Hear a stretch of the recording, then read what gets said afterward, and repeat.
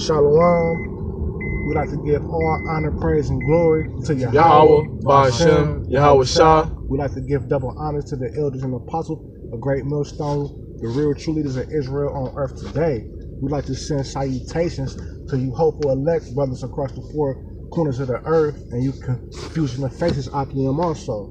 Now we just want to get into a quick lesson. God is the ultimate hitman. He don't have to do nothing himself, because everything is sanctioned through him and through the power and glory of his son. But give me what you got. It's Ezekiel chapter 9 verse 1. 4. Oh, this is Ezekiel chapter 9 verse 4.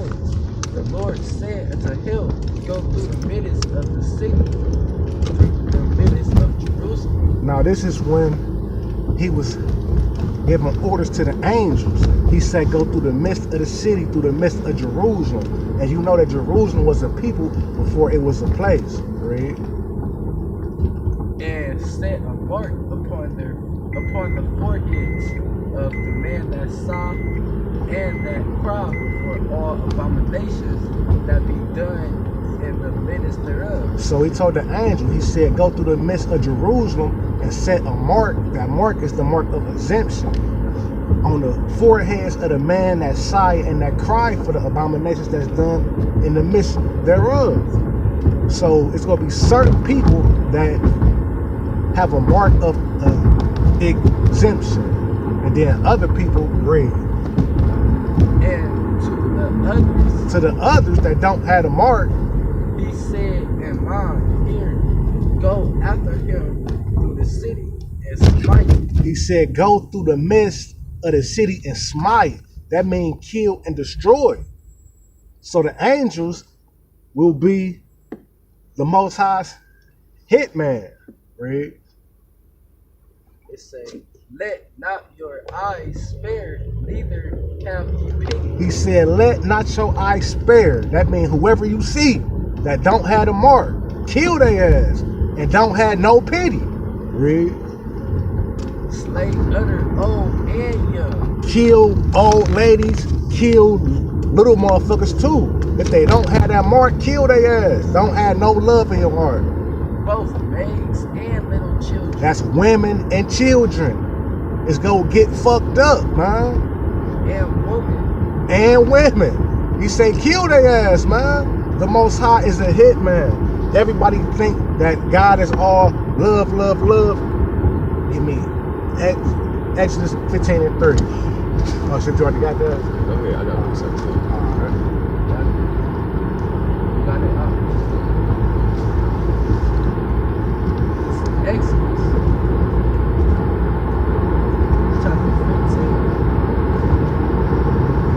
verse 30.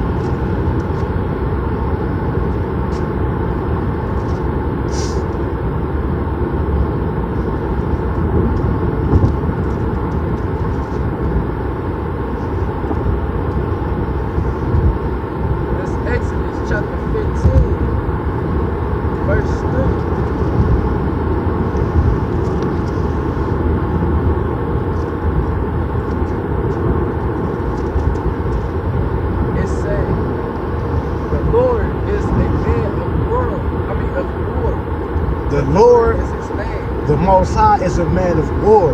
Yahweh Shah is his name. What happens in war? You got casualties, you got death and destruction. So he's not all war. This a precept to the Exodus 3 and Salakia. The Exodus 15 and 3. This is Isaiah chapter 42 verse 13. Says the Lord shall go forth as a mighty man.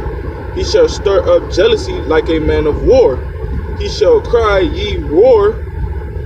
He shall prevail against his enemy.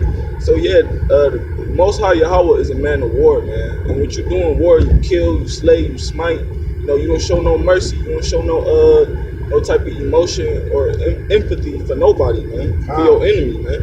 And it says he shall stir up jealousy like a man of war. He shall cry, yea, war. He shall prevail against his enemy. So he gonna be killing his enemies off. He gonna prevail. He gonna triumph against his enemy, man. He not gonna lose, man. Whoever heard of the Most High losing is something?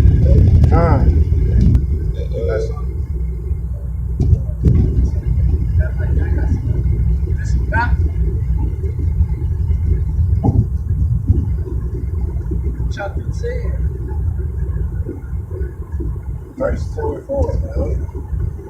That's why I was like, hey, bring out next, you ain't had nothing anyway. That's the spirit. It say, think not that I am come to send peace on earth. I came not to send peace, but a sword. Oh yeah, so basically the how shall say he ain't come here to send peace. He came to send a sword. What you gonna do with a sword? You gonna kill, you know, you gonna kill the enemies. Kill the enemies, you know. 2/3 enemies of the nations. They are enemies. That's right. So let's see who our enemy is. I think that's Nahum 5 and 9 or 9 and 5. I have one more verse on that. This is Exodus chapter 15, verse 6. Thy right hand, O Lord, is become glorious in power. Thy right hand, O Lord, has dashed in pieces the enemy. So the right hand is the righteous side of Yahweh, you know.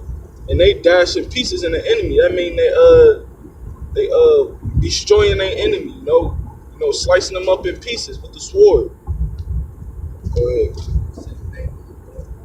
5 and 9 or 9 and 5. What's the other one? What's the other one? With the end. What's the name? Nehemiah.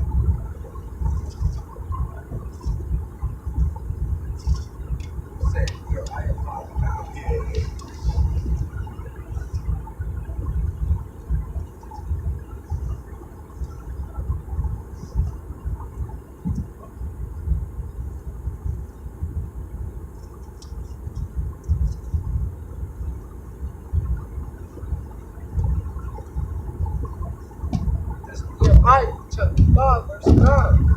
Also, I said, it is not good that ye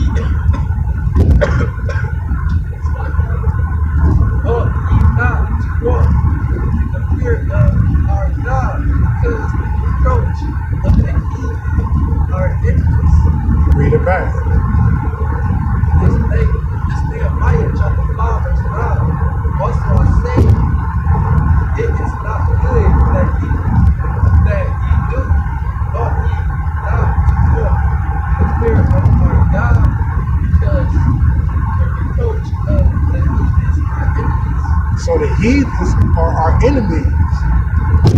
Anybody outside the nation of Israel, the so-called white man, the so-called Japanese, the so-called Koreans, the so-called, if you're not part of the 12 tribes, you are considered a heathen. And also 2/3 of our nation are our enemies. Because the scriptures say, if you're not with me, you are against me. And 2/3 of our own people are against us. Right. To prove that, 1 Samuel 2, verse 32. 32 says, and thou shalt see an enemy in my habitation. And the habitation of the Most High is Israel. And it's saying that we shall see an enemy in his habitation. And that's the 2/3. Oh, if you go back to that Matthew 10 and like 35 and 36, it talk more about that. Matthew 10, verse 35, it says, for I come to set a man at variance against his father, and the daughter against her mother, and the daughter-in-law against her mother. And a man's foe shall be they of his own household. A man's foe will be those in his own household. That could literally mean in your house or the house of your nation. You feel me? Like, it could be a fellow Israelite that would be your enemy. Right. Could even be your brother or your father or your closest friend, you know? It's a verse for that in Amos. Let me get that. Shalaki, bear with me right quick.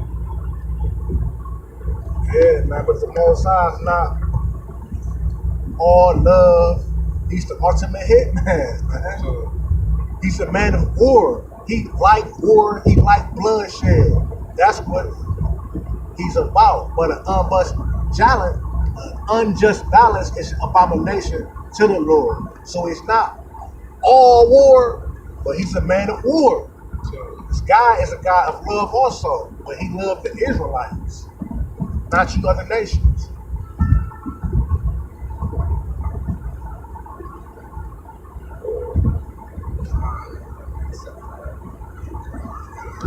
It said, oh, sorry. Chapter 45, verse 7.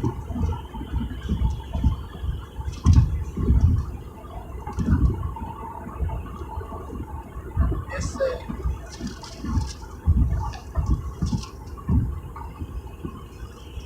Isaiah 45 and 7 say, I think you look at 17. Isaiah 45 and 7 say, for the light and darkness. That's that balance. I create light and darkness. That's that balance. I make peace and evil. That's that balance. He create good and evil.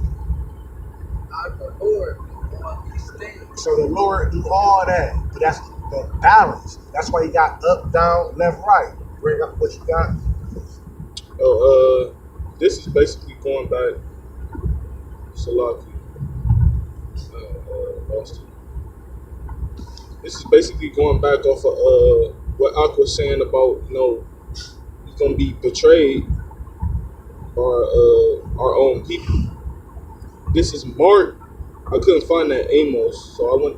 This is Mark 13, verse 12. Now the brother shall betray the brother to death, and the father the son, and children shall rise against their parents and shall cause them to be put to death.